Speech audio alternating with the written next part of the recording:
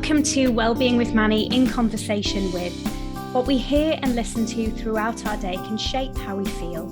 If we feed and nourish our soul with wholesome conversations from everyday people, filled with positive stories, we may feel less alone and even inspired. We're all working through our own stuff, and sometimes you need to hear that you are doing amazing, which you are.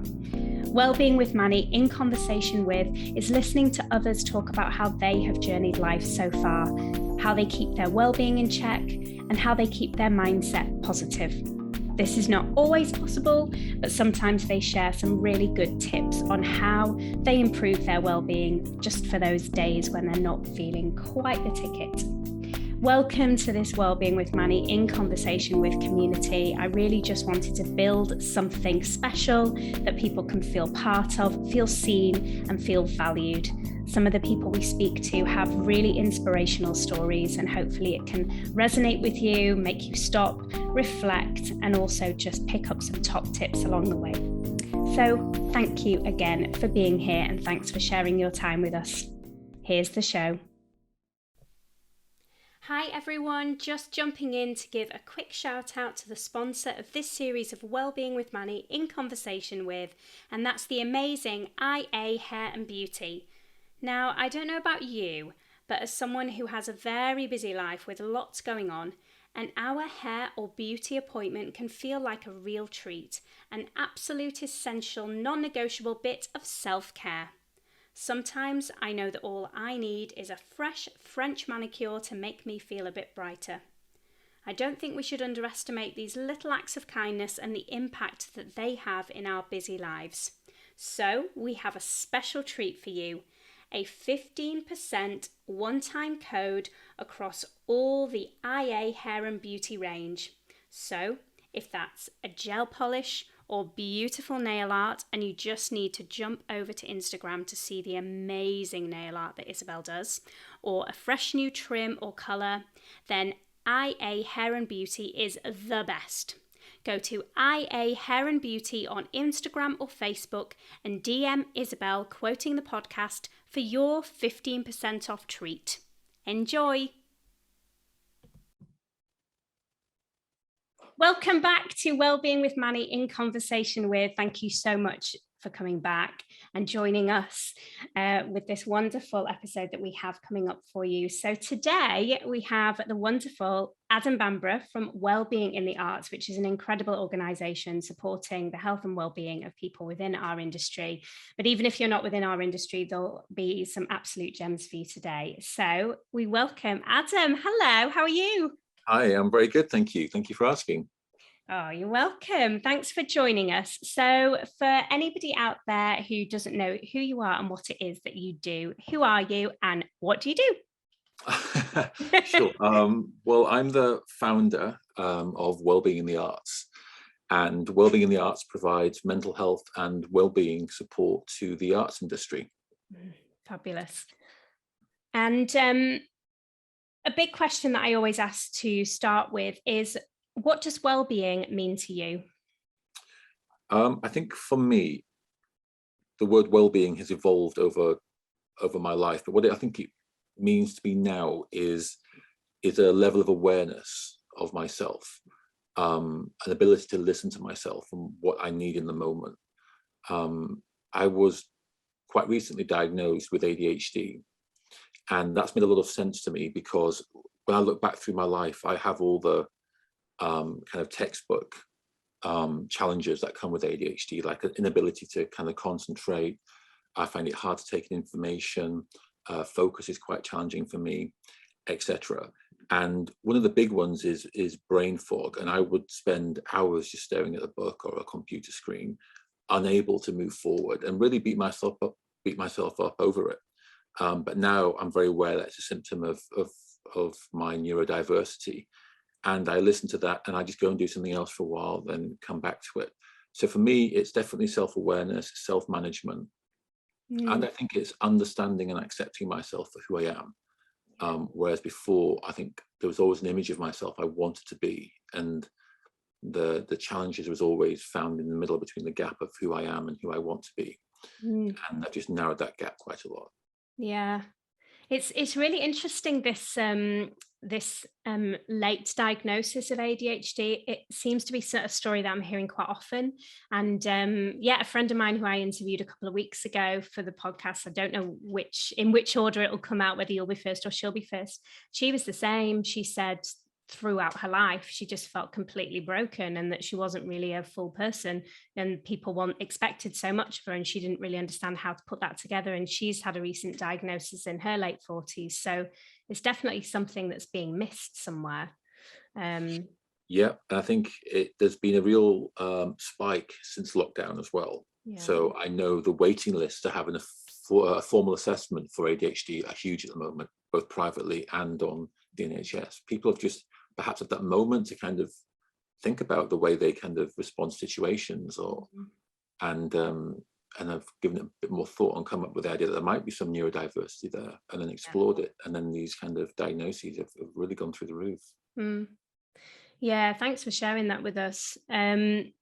So what I'd love to do is take you right back. So obviously, there's some really poignant things that you say on the website about people talking about a defining moment that happened, and which led to some level of mental health difficulty. And actually, for you, you don't feel that there was that.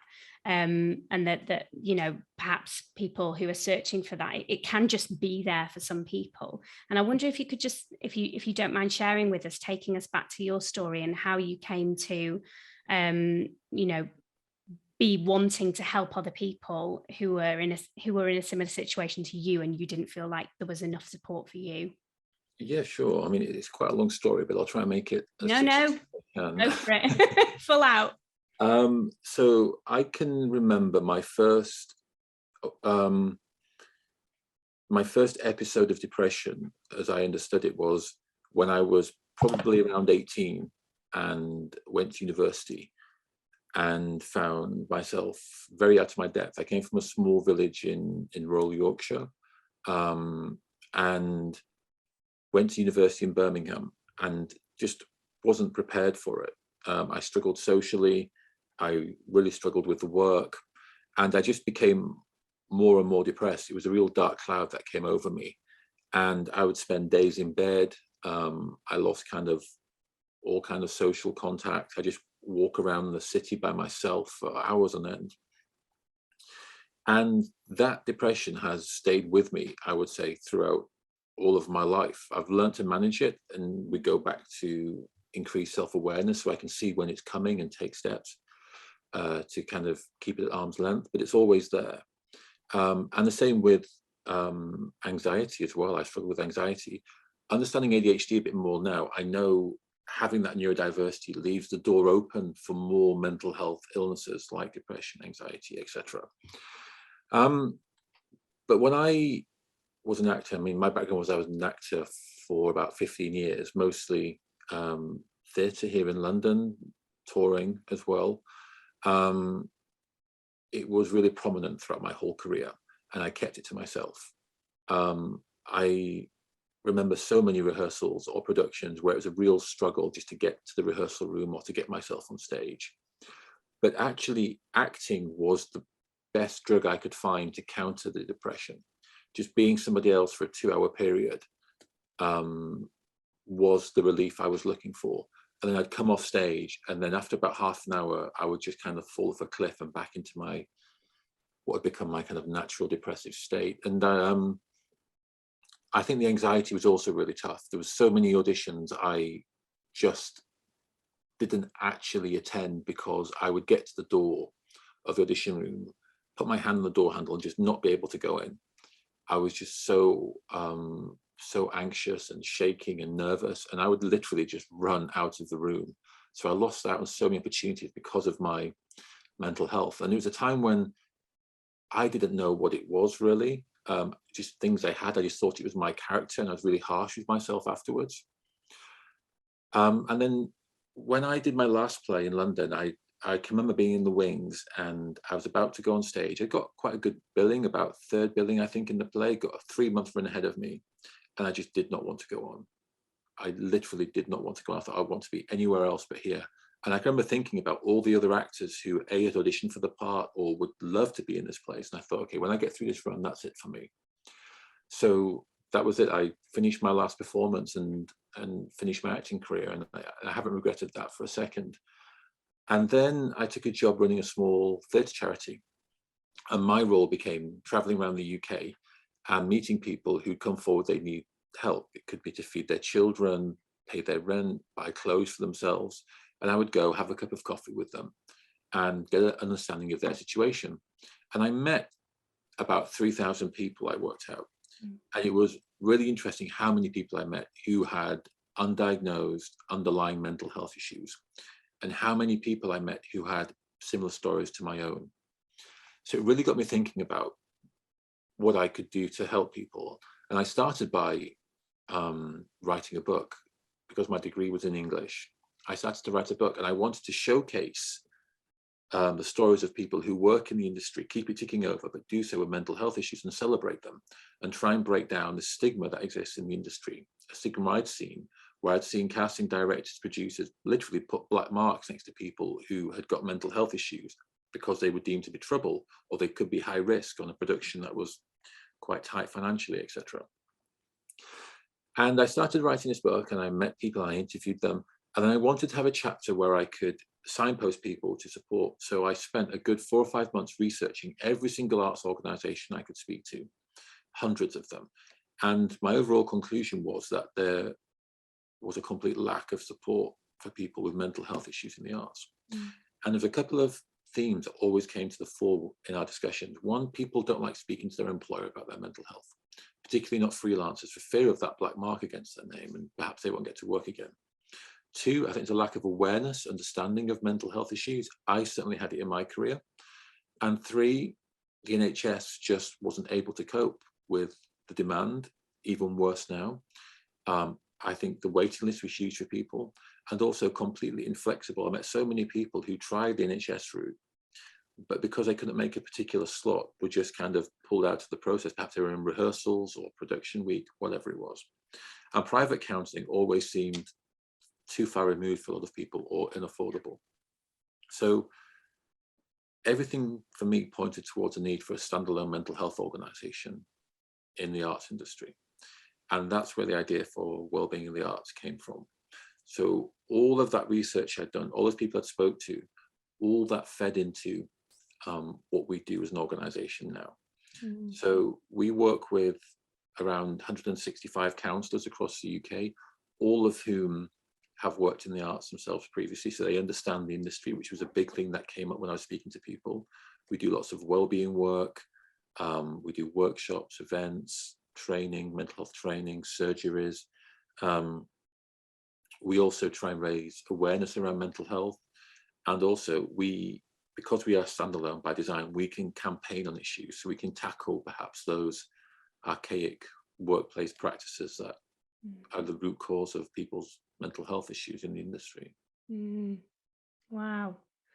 It's just amazing. It never fails to inspire me hearing people talk about, their difficulties and how hard it got for them, but still wanted to make that change, because it's not an easy thing to do when you're trying to balance everything yourself.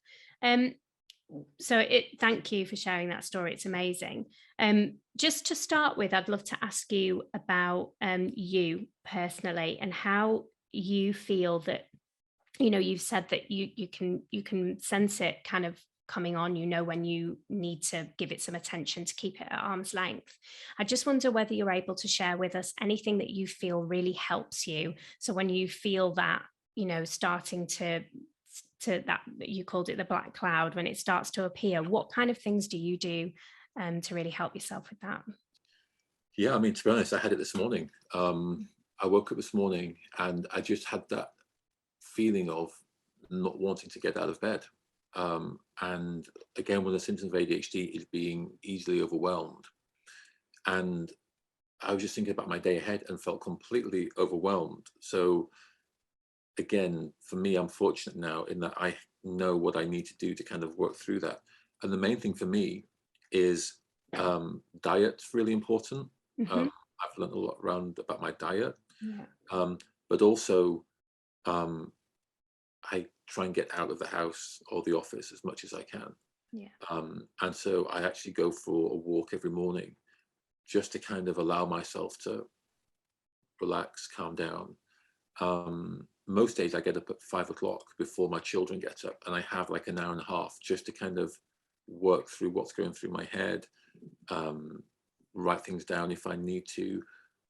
Meditate is quite a big one, I find, or just being still and breathing. And just, I call it self-reflection rather than meditation. Just think, okay, what am I thinking and feeling today? Yeah, I like that. So those are the things for me. I feel like if distraction can be really useful, if I feel like, okay, I feel like I'm struggling here, I used to sit in it and I can feel it building and building. I'll just try and do something different. Yeah. Again, exercise kind of plays quite a big role. Go for a run or a walk, or go play a bit of sport or something. Yeah. Again, I have books that I kind of go back to just to kind of reiterate to myself the positive thinking I'm trying to keep hold of, because it's really easy to kind of fall off the cliff into negative thinking, and it feels like I'm forever walking along a coastal path, and the land is a positive version of myself, and off the cliff edge is the negative, and it feels like very often the kind of rocks are tumbling beneath my feet, so I have to kind of just try and repeat my own mantras about how things are okay, things will work out, and you're trying your best, or whatever it is. I think it's a daily challenge, I would say, a daily challenge. And what's really interesting for me at the moment, because I'm also training as a psychologist, because I enjoy the mental health aspect of it all. That's amazing. Is seeing I have a daughter who's 8, and she's going through the process of being assessed for ADHD, ADD as well. But I can see some of my traits in her as an 8-year-old. And it's really interesting to kind of see that and try and work through that with her. Oh, that's amazing that you're doing that. I don't know how you find the time for all of this. Why I look like crap most of the time. Not at all. Well, we've just discovered that you get up at 5 a.m. every day, so that's partly why. In summer. Yeah. That's brilliant support for people to hear as well. I think that's such a common theme through doing these interviews is taking time for you, kind of that self-care umbrella of getting outside, whatever it is to you that makes you feel good. I like the reframing of meditation to self-reflection, because I think the word meditation has just kind of become a little bit, well, it feels as if it's become inaccessible for some people because they don't know kind of what that means for them. So I really love the self-reflection. I don't sit there and my partner, for instance, is a Buddhist, she will chant, that's her thing. But just self-reflection, just kind of letting my mind wander and drift. And I think what you mentioned there, the idea of reframing, I think is really useful as well. Reframing has definitely become a word that I use the most when I'm doing anything in a wellbeing kind of world. It's just so useful because we're so used to saying the same things to ourselves or whatever. And actually, when you step back and think, a lot of people use it as a, well, how would you say this to someone else? So reframing how you talk to yourself, how you'd then give that advice to someone else, I think. And self-acceptance is a big one for me. Absolutely. I'm somebody who would beat myself up because I could, for example, I could feel like this podcast has gone amazing for an hour, and I could sign off with just a really naff sentence, and I'd feel like I've destroyed the whole thing. But now I've just had to force myself, and it is forcing to just be like, you know what, it's okay. It's okay. Or accept that I'm not very good at some things. I hear that very often from a lot of people, and that's my biggest thing is self-acceptance. And I think it's really good for people who work in the kind of wellbeing world to say that out loud, because I think sometimes it's easy to look at people doing jobs like we're doing and having this chat here, which is all about wellbeing, and thinking that we have got it sussed. And I just want to make it very clear now to everyone that I absolutely don't have it sussed. No, absolutely, and that's good to say. And absolutely, I screw up all the time, literally screw up all the time. But that's human, I think. And again, an awareness of it helps you next time. But it's human to make mistakes. It's okay. Yeah. Yeah, absolutely. I wonder where it all comes from that we don't give ourselves a break enough. Why do we turn to the kind of negative and the unkind with ourselves? I wonder where that starts. I don't know. I think it depends on each individual. Mm, I think for me, I've, through the counseling I receive every week, had to learn to sit in the uncomfortable where I felt a particular way about myself, and rather than just avoid it, actually mhm. sit in it and work through it. Yeah. And that's kind of helped me break through quite a lot of boundaries. Don't be afraid of sitting in the uncomfortable, thinking, I don't feel great about that, and explore that rather than just either say, oh, it's me, and not to Yeah. move on. Actually Yeah. think about why I don't feel great. Yeah, absolutely. And when you mentioned there that you have counseling every week, is that actually you have counseling yourself every week? Yeah, so Yeah. Amazing. so I'd had counselling before, um, maybe about 5 years ago, and then my mother passed away at Christmas before last, and I wanted some counselling off the back of that because it was by complete surprise. She wasn't expected to happen. I'm so sorry. Uh, uh, Thank you. And then through that's when I started to, with my counselor, explore other things that had been going on with me in my past, via really the kind of lens of exploring my relationship with my mother. And that's where the idea of ADHD came from as well. It's my counsellor who flagged it and then encouraged me to go Oh, get a formal assessment. Yeah. oh gosh, that's amazing. My So again, I goodness. got no awareness or understanding of any of this. Yeah. Yeah.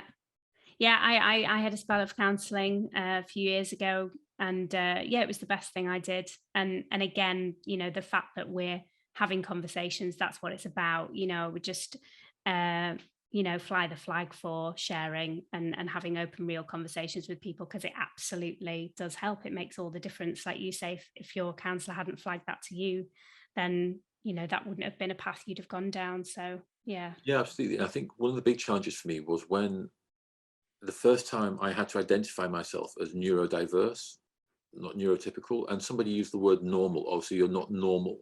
And I really don't like the word normal. No. What does it even mean? No. But it was really interesting how I viewed myself, and I've had to work on that because Mhm. I think sometimes accepting that we need support or there might be something different about us is quite difficult to do because we want to be seen as similar to the people Yeah. around us. We don't want to be different a lot of times, but I think difference is actually really good. Yeah, I agree. I agree. Absolutely agree.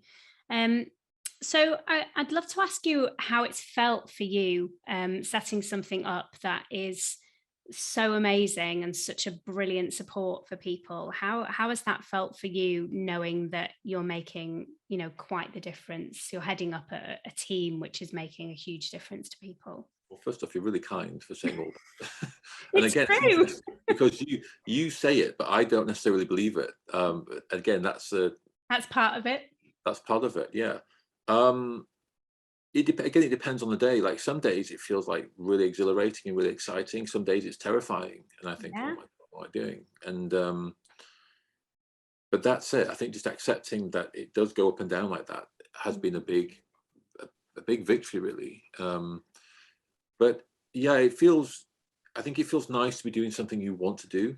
Yeah. Um, I enjoy creating something new. I think it kind of scratches that creative itch I've always had. Mm. Um, and I think it's really needed. I think I've in a unique position of being an actor previously, having mental health issues and being part of a charity helping people. I've seen the industry from all different sides, so I felt almost obliged to do something. Yeah. Um, but we've just been inundated with work, as I'm sure you could imagine. We tend to work with organizations and through the organizations support their staff. Hmm. Um, but yeah, it's been really busy, Yeah. and keeping on top of it is tough, and hearing what's actually happening out there as well for people's real lives Yeah. is I mean, I'm not afraid to say there's people I've met and it's brought me to tears because I've heard their individual stories. Yeah. It's tough out there. Yeah.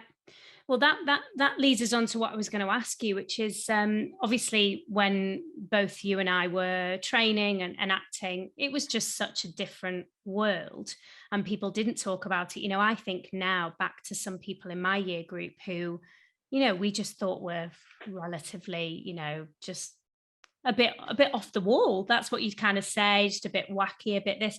But actually, if we were doing that now, I would know much more about how to maybe approach them and just see if they were okay. And Yeah. it feels a lot to admit that, but it's kind of true. We weren't open to this then, or we didn't really know about it.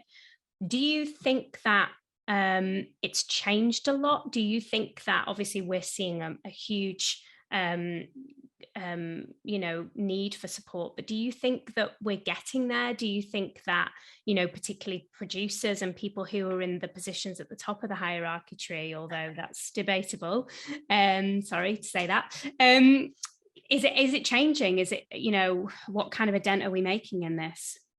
I'd say it's definitely changing.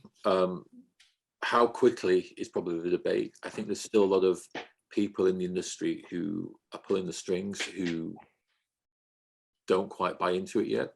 Yeah. I think there's still that feeling of, well, if you're not able to do the job, I'll just get somebody else to do it, because there's so many people waiting to do it.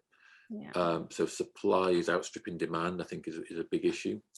But I think the younger generations are definitely more aware of mental health issues than my generation were, and certainly older generations are. I don't think it's seen as much as a weakness as it was previously. Yeah. But one of the issues we have is perhaps the older generations are still in positions of power in the arts and do deem it to be a weakness. It's almost as woke, almost, in that type of way. Yeah. It's a weakness that you can just pull through. Yeah. And what we find is there's a lot of organizations who want to do something but didn't know what to do or how to do it, and we've managed to fill that gap for them. Yeah. Which is great. The challenge is there's a lot of organizations who might do a little bit but nowhere near enough, but think that little bit is okay, we've ticked that box, that is enough. But it's nowhere near enough. Yeah, that's what I feel like I'm seeing, is that there's little bits of drops going in and it's getting shouted about quite a lot, but it's nowhere near enough.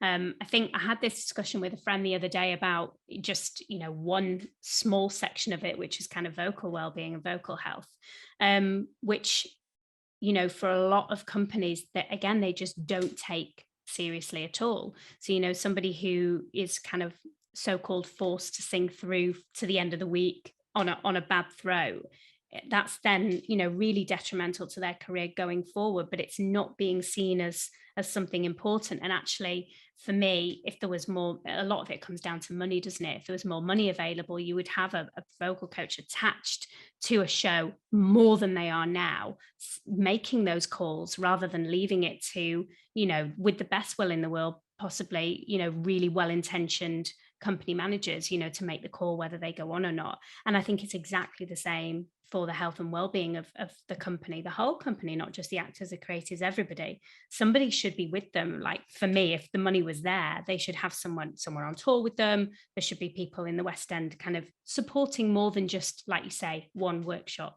As a show opens, yes, that's a step forward, but it's nowhere near enough.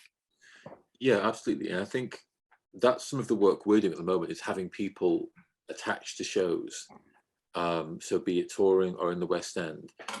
And the argument we always make is that early intervention is key. I think a lot of organizations leave it to the point where the person can't work anymore or has a breakdown, and then they've got to get expensive cover in. Whereby if you actually have well-being mental health support inside your building, inside your company, from the outset of a production you're running or whatever it is, then all the issues can kind of be tackled early before they become bigger. Therefore, you save money. So I understand that finance is tight, and that's really important. That's definitely part of the way we work. We're very understanding of that. But the counter argument is, like, if we actually get support mechanisms in place as early as possible, we can cut out all the need for long therapy, etc., which is more expensive. Yeah, absolutely. And we've seen so many shows actually losing performances because cast members, crew members have just had a breakdown, been unavailable, etc., and cost thousands and thousands, which we could have prevented had we had the support in place earlier. Yeah. So I think there needs to be a culture change. I really do. Yeah. But I think the time is coming where it's going to happen. I really think that.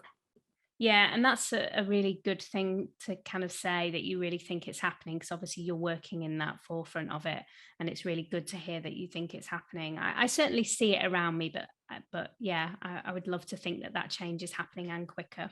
Yeah, and I think what's encouraging is we've had quite a few of the bigger organizations get in touch with us, like the National, who we're working with, and say, look, we want to do something more than we're doing.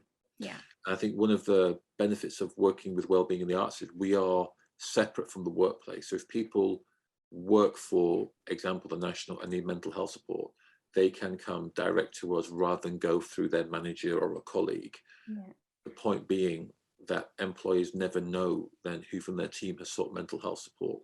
So the individual doesn't feel like, oh, I'm being judged by my manager, I've had to ask for support. They don't know that the individual's getting support, which again came from all those meetings I had with arts workers when I was working for the charity. Yeah. And seems to play really well. Yeah.